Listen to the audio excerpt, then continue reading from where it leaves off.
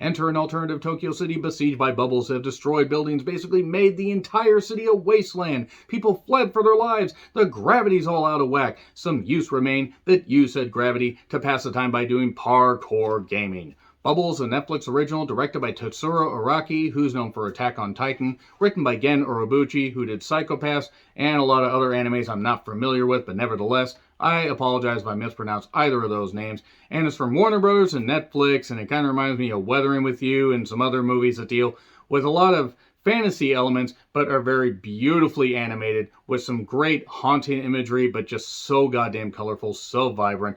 And since it's from somebody that had something to do with Attack on Titan, there are some great parkour sequences that really do remind you a bit of Attack on Titan, except without Titans. Bubbles instead of Titans, which is probably a good thing because Bubble Titans would have been a little bit weird.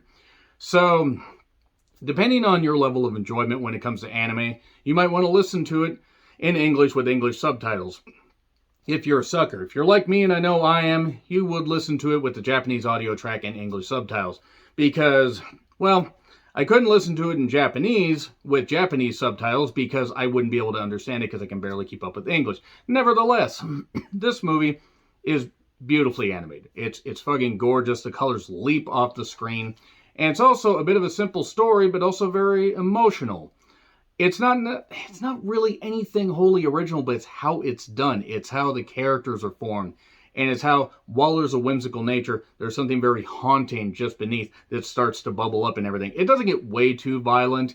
It is PG for violence and fear, so it doesn't get way too dark like it could if it went to TV-14 or TVMA. That would have been certainly a bit weird if it had gone TVMA. But it definitely is a movie that gripped me. It took a bit. Like, I'm kind of 50-50 on anime movies. Like, I like quite a few of them. Princess Mononoke, Paprika, Howl's Moving Castle, stuff like that. But when I saw a trailer for this, I'm like, okay, I'll give it a shot. And, oh, the guy that did Attack on Titan had something to do with it, or one of the people that did Attack on Titan, sign me the fuck up. And after a little bit, I was pretty much hooked. And this movie is just gorgeous and vibrant and has some good character to it. There's a bit of depth with some of the characters. They do focus on a couple particular ones. Obviously, there is a romance angle in this. And sure, is it the most wholly original thing? Probably not. But it grips you with emotion, and it's just dripping with color and vibrance. And just the gorgeous visuals just draw you in. It is really goddamn beautiful to watch. It's also not that long. I think it's like 95 minutes until they get to the end credits. The music's great. And it's just, again, so colorful, so vibrant. So the story, such as it is, involves a character named Hibiki, who always wears headphones and knows how to do parkour stuff and is really good, but kind of coasts through life. But why does he wear the headphones? What is going on here with this? He knows all these people, but he's kind of emotionally distant. And then one day, enter a girl named Yuta, who seemingly comes from the sea. She lives in a pineapple under the sea. No, she doesn't. She just, appears out of nowhere, appears from the water.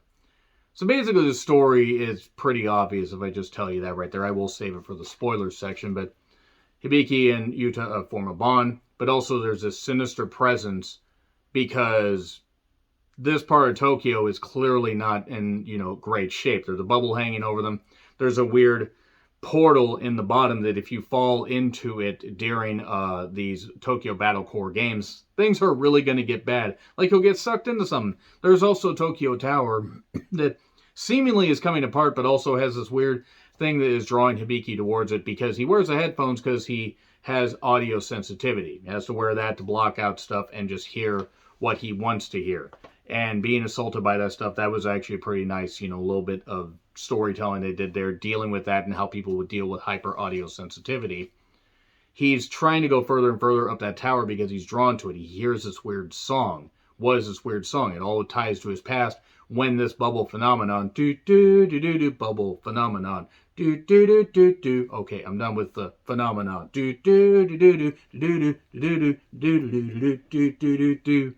anyway. 5 years have passed and this bubble phenomena, okay, nope, not going to do it. It's just in your head now.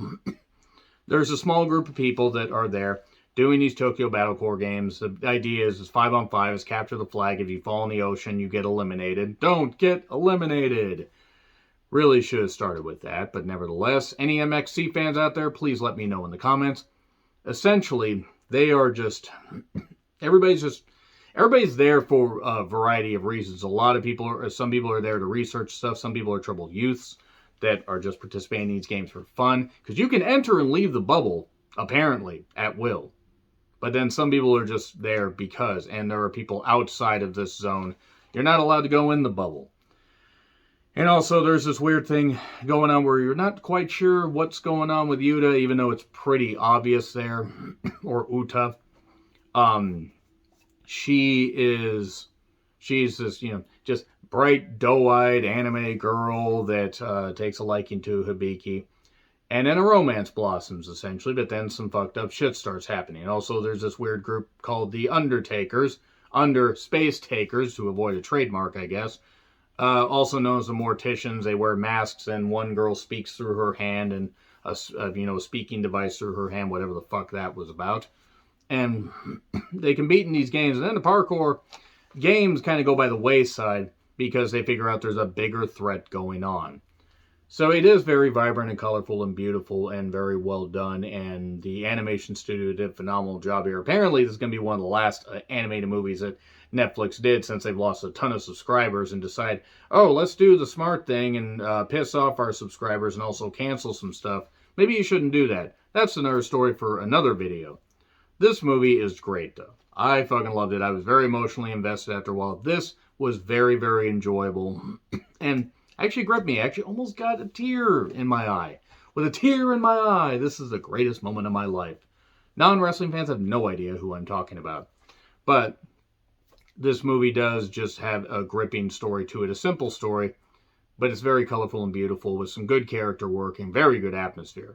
And the parkour sequences are fucking tremendous. Very, very gripping. It's very well done. So I would encourage you guys to check this out. I am going to get into spoilers. The spoilers will not take very long, though. But yeah, it's on Netflix if you want to check it out. 1, 2, so we're going to go down 3, 2, 1, and spoilers. Okay. So Hibiki, it turns out, saw, this whole thing happen, the bubble phenomenon, and entered this sphere because he felt drawn to something. He's able to hear this weird song coming from this tower. It turns out that it all flashes back to seeing the bubbles at first.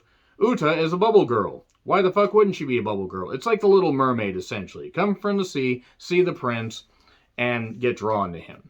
And it's actually pretty damn emotional, but she starts to come apart because she can only be on land for so long because G.I. Joe is not there, even if you are on land, sea, or air.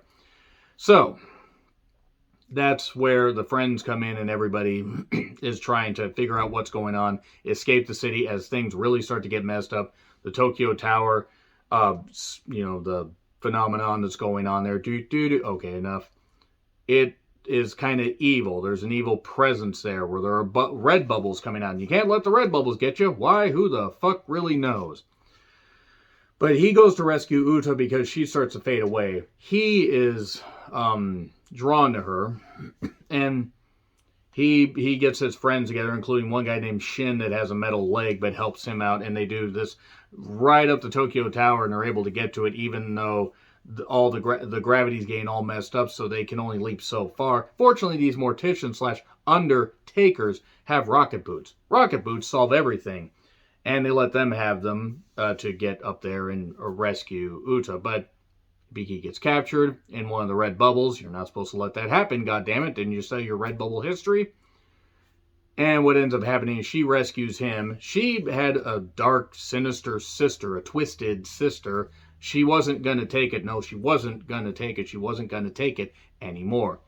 And what ended up happening is she got away from her. She was able to free the world from these evil red bubbles, this evilness, but she had to sacrifice herself. She got to meet him. The Little Mermaid story is complete, and he was able to find himself. She was able to find herself, and it was very moving and very gripping. It was actually very, very well done. I did not expect to get gripped by this movie necessarily, and Tokyo is getting cleaned up, And Bubbles are falling over the world. Uta is all over the world. Everything is actually working out pretty well, but she could only be in her world right there. So that's basically it right there. But it brings peace, and who knows? Maybe we'll get Bubble to Electric Uta Boogaloo. So A+. Gets an A+. It's beautifully shot, beautifully done. And yeah, I've given out A+ a whole lot this year. It's going to be really difficult to rank all the movies that I really, really liked. But this was really goddamn good. Really, really goddamn good. And I encourage you guys to check it out. So let me know your thoughts in the comments. Like, share, subscribe, Twitter handle in the description. I'm John Retlin. I'll see you soon.